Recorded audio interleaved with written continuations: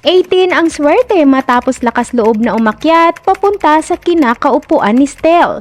Tila napuno na naman nga muli ng pagkainggit ang ibang mga Stel supporters nang makita at mapanood nila ang video na ito na ngayon kalat na sa social media at pinag-uusapan pa ng maraming mga netizens. Sa video nga na ibinahagi ng isang 18 ay makikita sa kanya na kinukunan niya ng video ang gwapong coach na si Stel habang napakapugi at tahimik lamang itong nakaupo sa pinagkakaupuan nito sa mismong loob ng The Voice Generation Studio. Habang kinukunan nga ito ng video ay hindi na nakatiis ang mismong may-ari ng video na hindi niya akyatin si Stel sa kinakaroonan nito upang makadikit at makagawa ng heart sa kanyang daliri.